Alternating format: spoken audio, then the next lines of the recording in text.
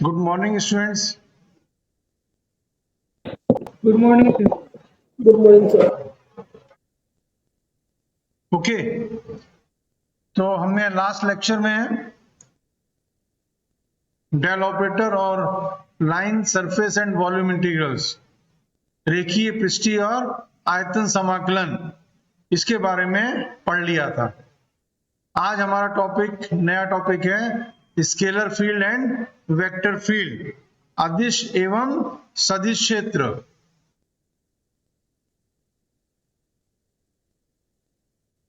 Okay, यहां पर देखिए मैंने इसको लिख रखा आपके लिए।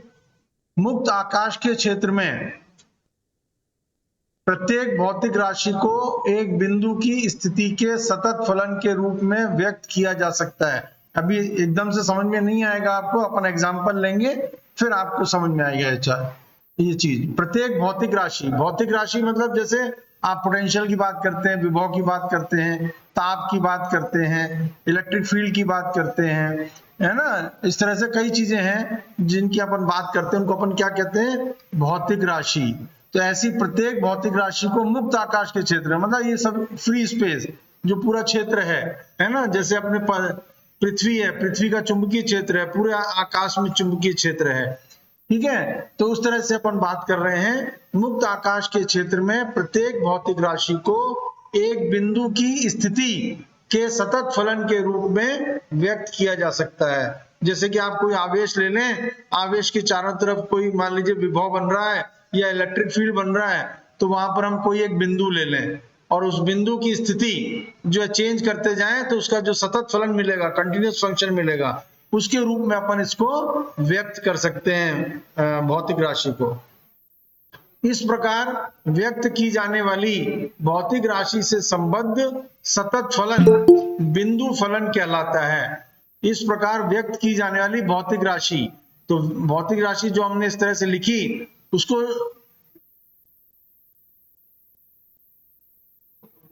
तो उससे संबद्ध सतत फलन, कंटिन्यूअस फंक्शन जो उससे संबद्ध अपन करते हैं, जैसे वी आर अपन ने लिख दिया, वो क्या कहलाएगा, बिंदु फलन है, पॉइंट फंक्शन कहलाएगा। तथा जिस क्षेत्र में यह फलन भौतिक राशि को निर्दिष्ट करता है, तो जो भी क्षेत्र है हमारा, है ना, जैसे हमने मुक्त आकाश का क्षेत्र ले लिया, राइट, ऐसे हम और भी क्षेत्र ले सकते हैं, उसमें जो ये फलन जो है, जो फंक्शन अपन ने लिखा है, वो जो भौतिक राशि को स्पेसिफाई करता है, फिजिकल क्वांटिटी जो अपन ने ली, जैसे कि आपके विभव, electric field and so on, इनको जो स्पेसिफाई करता है उसे उस राशि का भौतिक क्षेत्र कहते हैं। ठीक है, तो ये चीज आपको ध्यान में रखनी है। Every physical quantity in A free space can be expressed as a continuous function of the position of a point. This continuous function associated with the physical quantity is called point function, and the field in which this function specifies the physical quantity is called the physical field of that physical quantity. Okay, ये जो क्षेत्र है, ये जो अपन ने देखा अभी भौतिक क्षेत्र, ये दो प्रकार के होते हैं।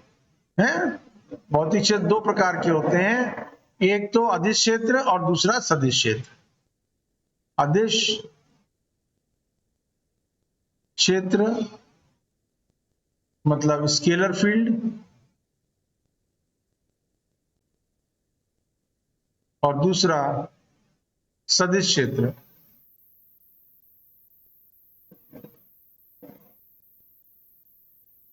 यानी वेक्टर फील्ड। वेक्टर फील्ड, तो ये जो क्षेत्र हैं ये दो प्रकार के हैं, अदिश एवं सदिश क्षेत्र। ठीक है, अब पहले अपन लेंगे अदिश क्षेत्र को। पहला अदिश क्षेत्र क्या है वो देखें अपन। अदिश क्षेत्र, ऑलराइट, तो अदिश क्षेत्र वो हैं जो सतत अदिश फलन द्वारा प्रदर्शित किए जाते हैं। इसका पहला पॉइंट है कि अदिश क्षेत्र वे हैं, अदिश क्षेत्र वे हैं जो सतत अदिश फलन द्वारा प्रदर्शित किए जाते हैं,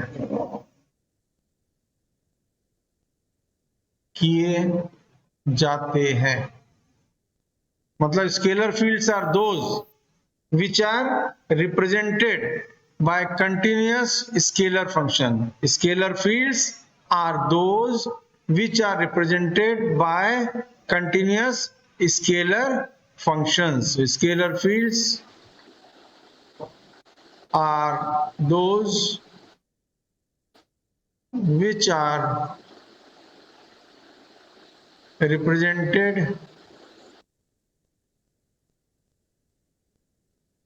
by continuous scalar function.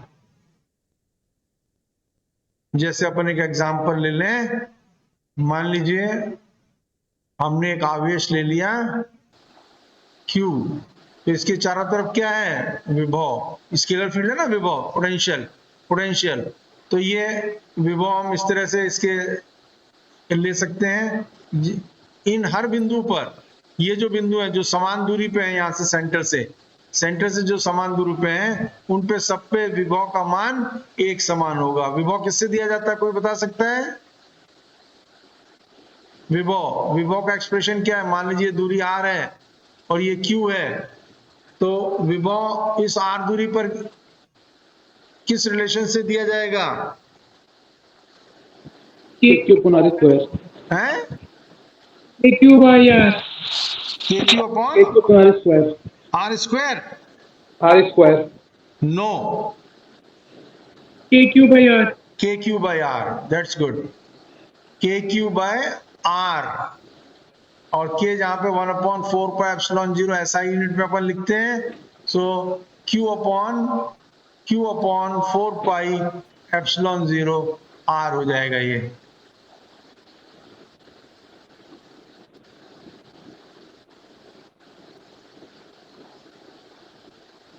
This will be Q upon 4 pi epsilon 0 r। समझ में आ गया? तो जितने भी r दूरी पर जितने भी पॉइंट होंगे, सब पे विभव का मान एक समान होगा। ठीक है, तो ये क्या बन गया, अदिश क्षेत्र बन गया। और यहाँ पे क्या, कंटिन्यूस सतत अदिश फलन द्वारा प्रदर्शित किए जाते हैं। आप दिख रहे हैं अदिश क्षेत्र वे हैं जो सतत अदिश फलन द्वारा प्रदर्शित किए जाते हैं। Scalar fields are those which are represented by continuous scalar function. तो ये कंटिन्यूस स्केलर फंक्शन के द्वारा यहाँ पर कौन सा है, v है ना, v जो है वो आपका कंटिन्यूस स्केलर फंक्शन है। तो पहला पॉइंट तो आपका इसका अदिश क्षेत्र का ये है। अब चलिए दूसरा पॉइंट लेते हैं। दूसरा पॉइंट क्या है, इस क्षेत्र कौन सा क्षेत्र, जो विभव का क्षेत्र अपन ले रहे हैं अब यहां पर इस एग्जांपल में, इस क्षेत्र के प्रत्येक बिंदु पर अदिश फलन का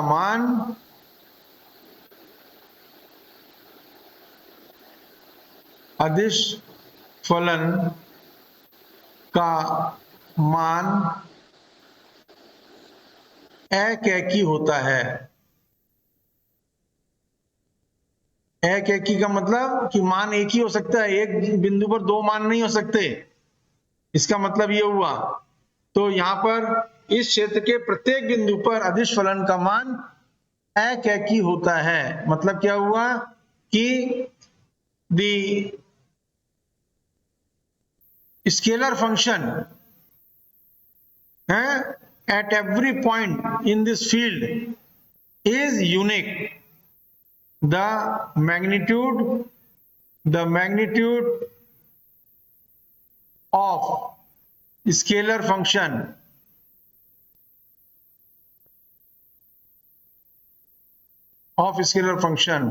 at every point of the field is unique, मतलब एक से अधिक मान एक बिंदु पर नहीं हो सकते। जैसे अपन ने ये बिंदु लिया यहाँ पे इस चित्र में, तो इस बिंदु पर जो मान हमारा है वो मान लीजिए दूरी r1 है, तो वो KQ/R1 होगा। यहाँ पर KQ/R2 नहीं हो सकता। समझ में आ गई बात? तो इस तरह से एक बिंदु पर एक से अधिक मान नहीं हो सकते। ये दूसरा पॉइंट है। ठीक है, तीसरा पॉइंट, इस प्रकार के क्षेत्र में, इस प्रकार के क्षेत्र में कई एक पृष्ठ इस प्रकार के पाए जाते हैं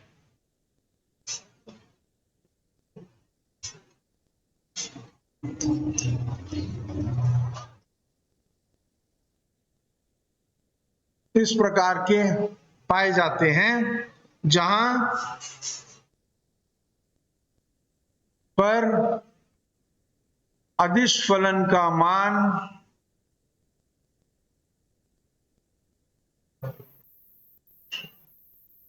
एक समान होता है।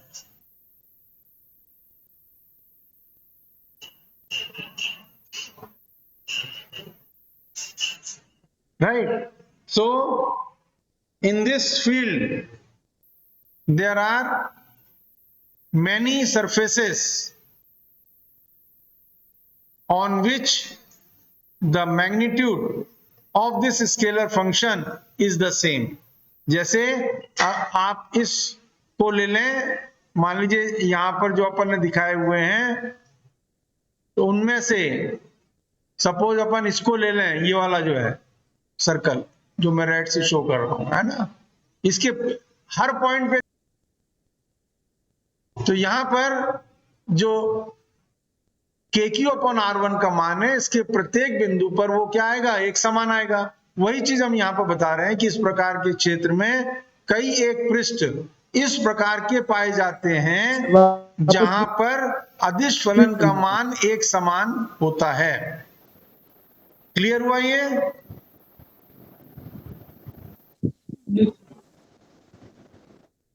Yes sir. ओके, क्लियर नहीं हुआ, वापस बताइए एक बार। देन ये जो पृष्ठ हैं जिन पर की मान एक समान मिलता है अपने को, है, the magnitude of this scalar function is the same on some surfaces. So these surfaces, they are called equi-scalar surfaces.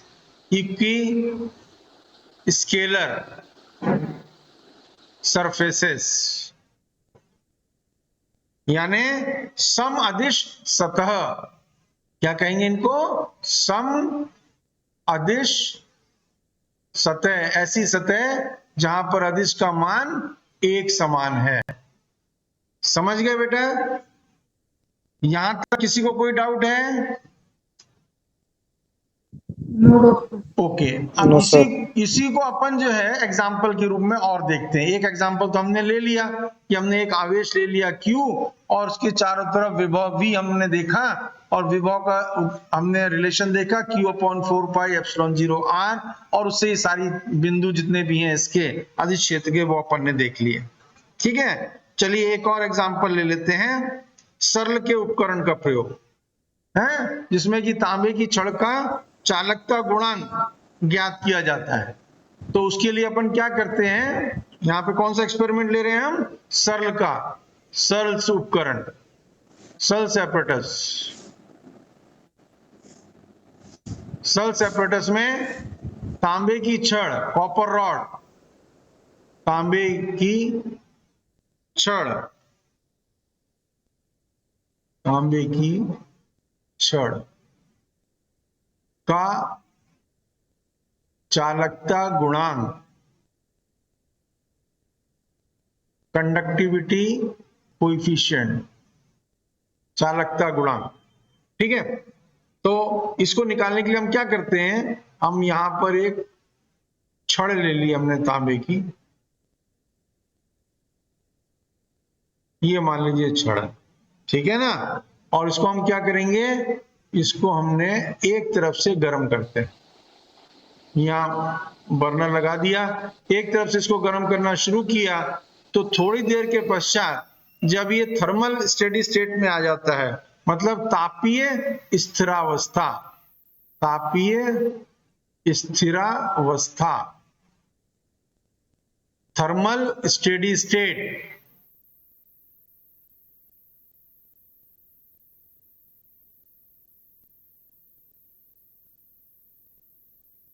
So when it reaches thermal steady state, तो उसका मतलब क्या हुआ कि इसके हर क्रॉस सेक्शन पे, हम एक क्रॉस सेक्शन ये ले लें, मान लीजिए एक क्रॉस सेक्शन ये ले लें, एक क्रॉस सेक्शन ये ले लें, है ना, इस तरह से हम अलग अलग क्रॉस सेक्शन लें, तो इन हर काट क्षेत्रफल, क्रॉस सेक्शन मींस काट क्षेत्रफल, तो इन हर क्रॉस सेक्शन पर टेम्परेचर का मान क्या होगा, कांस्टेंट हो जाएगा, फिर वो समय के साथ नहीं बदलेगा, ठीक है ना। और हम देखेंगे कि मान लीजिए यहाँ पर टेम्परेचर T1 है, यहाँ T2 है, यहाँ T3 है, तो ये जो टेम्परेचर्स हैं ये सब क्या होंगे, अलग अलग होंगे, है ना, ये जो टेम्परेचर्स हैं ये सब क्या होंगे, अलग अलग होंगे, ऑलराइट।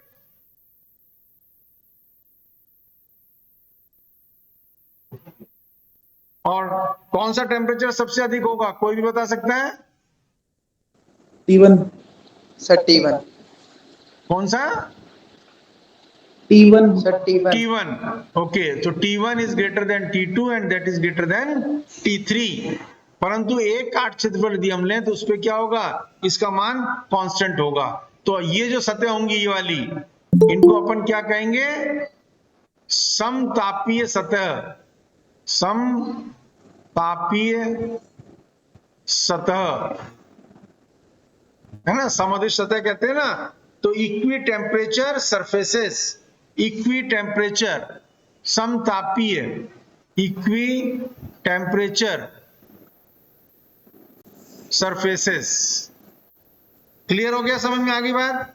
तो ये हमारा दूसरा एग्जांपल हमने आपको लेके बता दिया कि इस तरह से भी हमारा ये अदिश क्षेत्रफल का एग्जांपल है।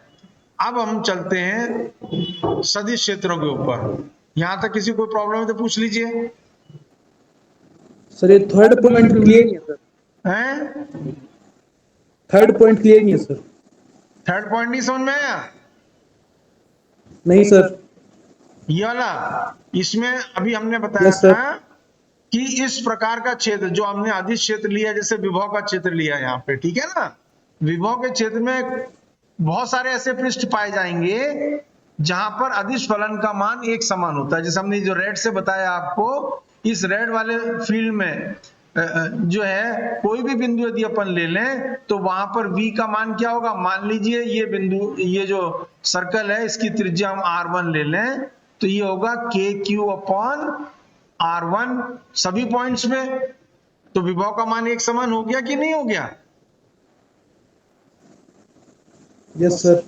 हो गया ना। उसी तरीके से यदि हम दूसरा पृष्ठ ले लें, मान लीजिए है दूसरा पृष्ठ, चलो मैं आपको इससे दिखा दूं, ये अंदर का पृष्ठ एक दिखा दूं, ग्रीन से दिखा रहा हूं मैं, दिखा आपको है, इसकी त्रिज्या अलग हो जाएगी, इसकी त्रिज्या मान लीजिए R2 हो गई, तो इसके लिए विभव का मान क्या होगा, KQ upon R2। KQ upon R2। तो KQ अपॉन R2 सभी पॉइंट्स पे एक समान होगा ना यहाँ पे, इसके लिए V is equal to KQ upon R2 हो गया, है ना। तो सबके लिए एक समान हो गया। तो ये भी एक सतह हो गई जो समअधिश सतह हो गई, या इक्विस्केलर सरफेस हो गई, और रेड वाली वो भी एक समअधिश सतह हो गई। इसी तरह से मतलब कि ऐसे कई पृष्ठ मिलेंगे आपको, है ना, जहां पर विभव का मान, जहां पर जो अदिश है राशि उसका मान एक समान होगा। और उसी तरह से यहाँ पर ये जो टेम्परेचर का अपन देख रहे हैं, इसमें भी यही चीज है, ये जो टेम्परेचर है उसके क्रॉस सेक्शन मिलेंगे आपको अलग अलग, और अलग अलग क्रॉस सेक्शन पर जो ताप का मान है वो एक समान होगा, इसलिए अपन उसको इक्वी टेम्परेचर सरफेस कहते हैं। क्लियर हुआ? Yes sir. ओके, तो अब अपन चलते हैं दूसरा, हमारा जो देखना हमको क्या देखना है, सदिश क्षेत्र। तो अब सदिश क्षेत्र की बात करते हैं।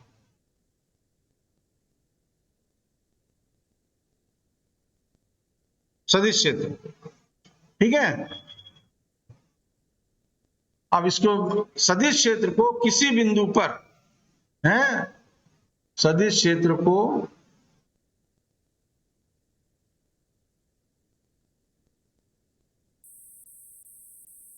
किसी बिंदु पर अभीष्ट सतत सदिश फलन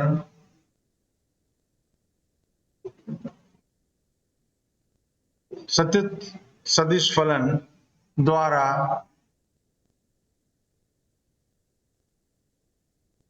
व्यक्त किया जाता है।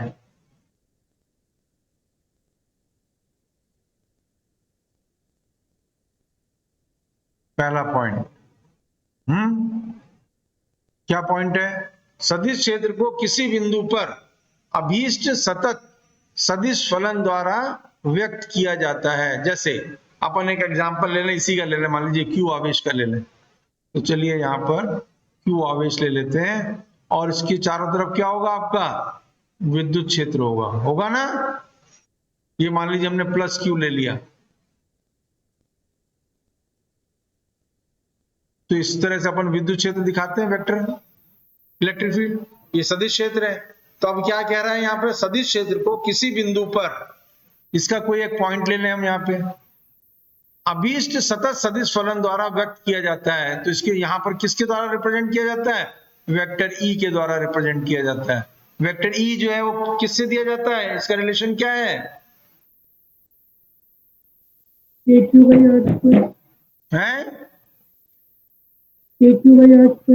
Q by are square. ठीक है। तो ये आपका विद्युत क्षेत्र है। तो ये यहां पर किसके द्वारा हो गया? ये सतत हो गया ना, continuous. It is a continuous vector function. ठीक है। तो सदिश क्षेत्र को किसी बिंदु पर अभीष्ट सतत सदिश फलन द्वारा व्यक्त किया जाता है। मतलब the vector field is represented by A continuous vector function है एट वन पर्टिकुलर पॉइंट। ठीक है। तो ये उसी तरह से यदि आप दूसरा ले लें किसी और दूरी पर, तो आपको फिर ये मिल जाएगा के क्यू अपॉन आर स्क्वायर। या मान लीजिए R1 है या R2 है तो वो मिल जाएगा। क्लियर हो गई बात? Any doubt? Then we come to next point, second. कोई डाउट है फर्स्ट पॉइंट में?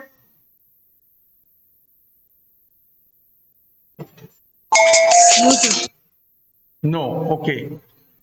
तो अब दूसरा पॉइंट है, इस क्षेत्र, कौन सा क्षेत्र? सदिश क्षेत्र है, वेक्टर फील्ड। इस क्षेत्र के अभीष्ट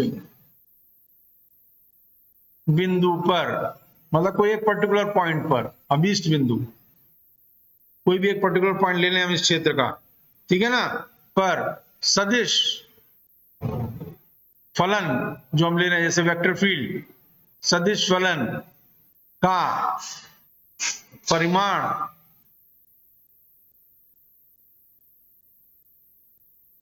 एवं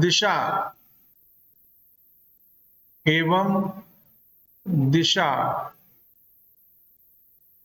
सुपरिभाषित होती है। सुपरिभाषित होती है। यहां पर हमने ये लिखना भूल गया, यूनिट वेक्टर आर और करना था आपको ना, वेक्टर दोनों होने चाहिए। तो यहाँ पे यूनिट वेक्टर आर मतलब ये इसकी दिशा हो गई, ये यूनिट वेक्टर आर की दिशा। ठीक है।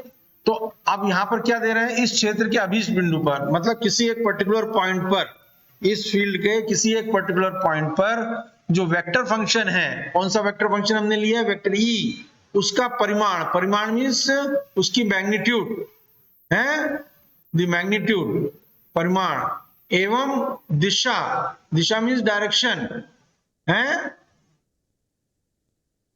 डायरेक्शन सुपरिभाषित होती है। सुपरिभाषित means well defined, well defined. मतलब ये जो हमने फील्ड लिया है ना, उसका कोई भी पर्टिकुलर पॉइंट ले लें, any particular point in that field है, उसमें क्या होगा, the magnitude and the direction of the vector function that is well defined. जैसे कि मान लीजिए अपन यहां, चलिए फिर से दिखा दें आपको, ये आपका आवेश है प्लस क्यू, और इसका मान लीजिए इलेक्ट्रिक फील्ड अपन, चलो एक ही डायरेक्शन यहाँ पे अभी ले लिया, चारों तरफ है, ये सब तरफ है, ठीक है ना।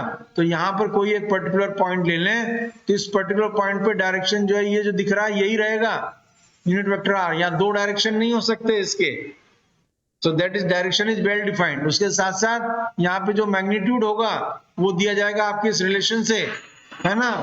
तो सेम दूरी पर जो है वो आपका जो मैग्नीट्यूड है, परिमाण है, वो वेल डिफाइंड है उसको, उसकी दो वैल्यूज वहां पे नहीं हो सकती, एक ही हो सकती है वहां पे, ठीक है। क्लियर हो गया ये? Any doubt?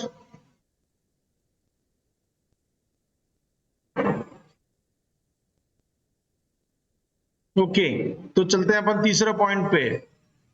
सदिश फलन का परिमाण, सदिश फलन वेक्टर फंक्शन जो अपन ने लिया है, उसका परिमाण मतलब मैग्नीट्यूड का परिमाण एवं दिशा, मैग्नीट्यूड एंड डायरेक्शन, परिमाण एवं दिशा, संपूर्ण क्षेत्र, जो जितना भी क्षेत्र है, वेक्टर फील्ड जो है ना, संपूर्ण क्षेत्र के बिंदु से बिंदु पर, from one point two another, बिंदु से बिंदु पर, बिंदु से बिंदु पर निरंतर परिवर्तित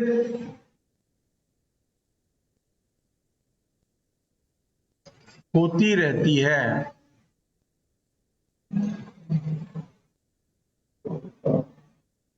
क्या देख रहे हैं अपन, ये जो वेक्टर फंक्शन है, इसका जो मैग्नीट्यूड है और जो डायरेक्शन है, वो पूरे क्षेत्र में यदि हम ले लें, अलग अलग बिंदुओं को लें, तो अलग अलग बिंदुओं पर आपको इसका परिमाण और दिशा अलग अलग मिलेगी। जैसे एक पॉइंट तो हमने ये लिया था, एक पॉइंट मान लीजिए हम यहां ले लें, तो यहां पर जो दिशा ये ऊपर की तरफ हो गई और परिमाण भी बदल गया, ठीक है ना, दूरी बदल गई, परिमाण बदल गया।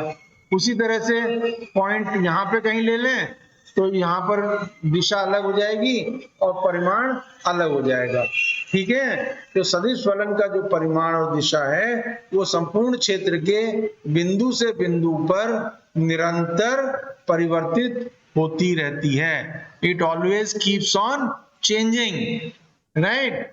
The direction and magnitude of the vector function always keeps on changing from one point to another of this vector field. Clear? कोई डाउट इसमें?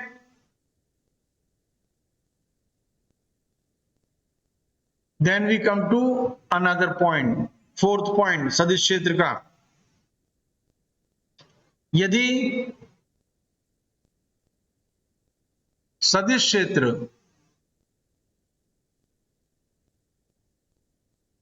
वक्र रेखा द्वारा, है ना, अब लीनियर सीधी लाइन नहीं है, अब मान लीजिए वक्र बन गया, कर्व बन गया है, लाइन नहीं है, वक्र बन गया, तो यदि सदिश क्षेत्र वक्र रेखा द्वारा परिवर्तन व्यक्त करता हो,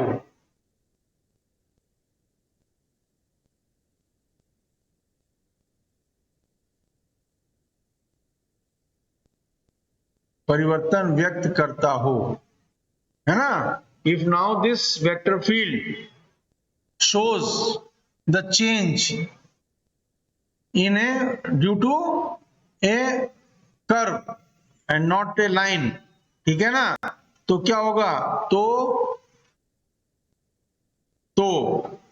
उस सदिश तो उस सदिश वक्र क्षेत्र के अभीष्ट बिंदु पर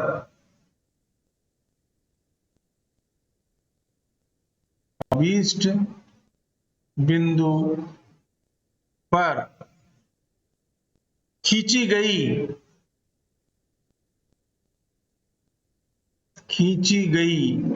स्पर्श रेखा, टेंजेंट है, स्पर्श रेखा, दैट इज कॉल्ड टेंजेंट। स्पर्श रेखा क्षेत्र की दिशा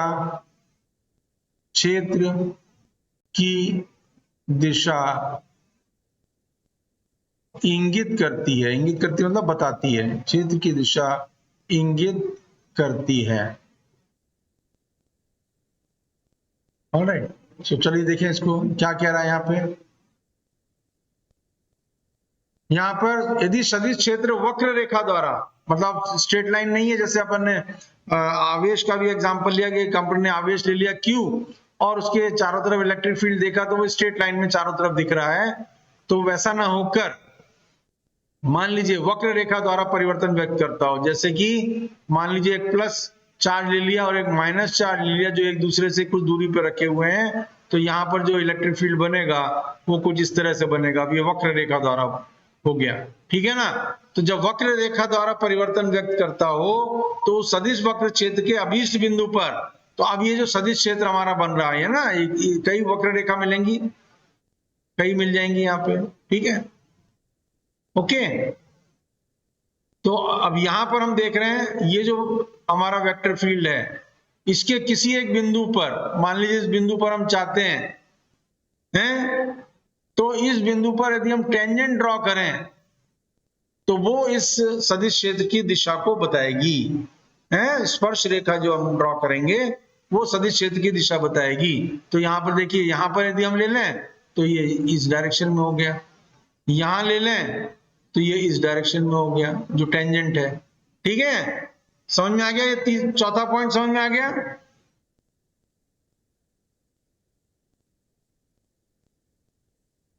किसी कोई डाउट?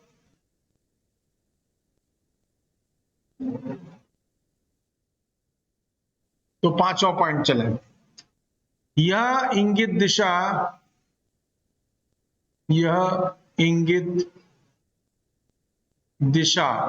मतलब ये जो डायरेक्शन है जो हमने देखी अलग अलग पॉइंट पर, ठीक है ना, उस क्षेत्र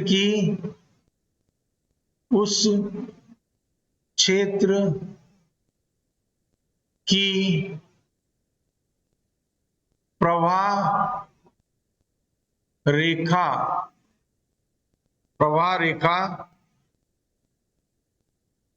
मतलब लाइन ऑफ फ्लो, प्रवाह रेखा, लाइन ऑफ फ्लो या फ्लक्स लाइन,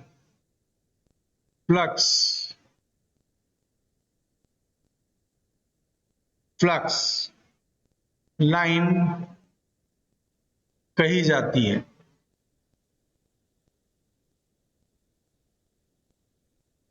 तो ये जो डायरेक्शन जो बता रहा है वो क्या कहलाएगी? उस क्षेत्र की फ्लक्स लाइन या प्रवाह रेखा है या लाइन ऑफ फ्लो, वो हम इसको कहते हैं। यहां तक किसी को कोई प्रॉब्लम? किसी को कोई दिक्कत?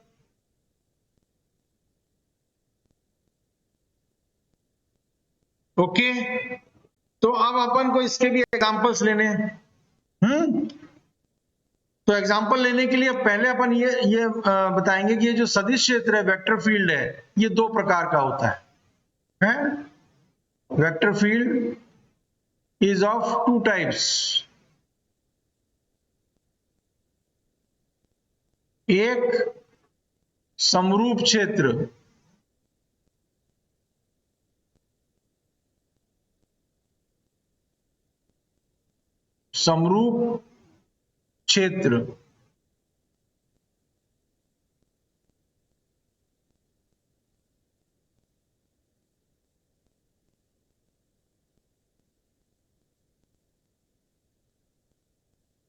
सॉरी, यूनिफॉर्म फील्ड है ना, समरूप क्षेत्र मतलब uniform. So this is uniform field.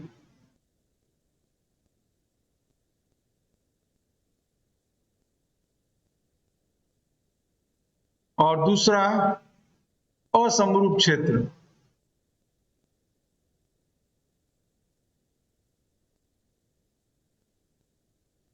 That is non uniform field, non uniform field. तो समरूप क्षेत्र और असमरूप क्षेत्र के एग्जांपल देखें अपन, यूनिफॉर्म फील्ड और नॉन यूनिफॉर्म फील्ड के। तो जैसे मान लीजिए दो प्लेट्स ले लें अपन कैपेसिटर की,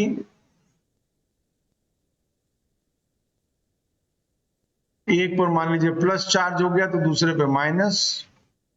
तो आप जानते हो इसके बीच में क्या बन जाता है, इलेक्ट्रिक फील्ड बन जाता है। अब ये जो इलेक्ट्रिक फील्ड होता है इन प्लेट्स के बीच में, ये एक समान होता है ना, पैरेलल भी है, एक समान है, तो इसको अपन क्या कहेंगे, समरूप क्षेत्र कहेंगे। ठीक है। और यदि मान लीजिए अपन कोई एक पाइप ले लें जिसमें से पानी बह रहा हो, तो जो पाइप की सतह है उसके पास जो वेग होता है पानी का वो सबसे कम होता है, और बिल्कुल टच करते हुए जीरो मान लें अपन उसको, और जो केंद्र पर वेग होता है वो सबसे अधिक होता है। ठीक है। तो इस तरह से ये जो है हम वेग को दर्शा रहे हैं, ये जो एरोज हैं उनकी साइज के हिसाब से यहां पर वेग हम बता रहे हैं, ये इस तरह से। तो इस तरह का जो क्षेत्र होगा ये भी सदिश क्षेत्र है, ठीक है ना, velocity that is a vector quantity. तो इसको अपन क्या कहेंगे, this is your example of non uniform field है, this is non uniform field and this is your uniform field, this is example of uniform field. कोई doubt यहां तक किसी को?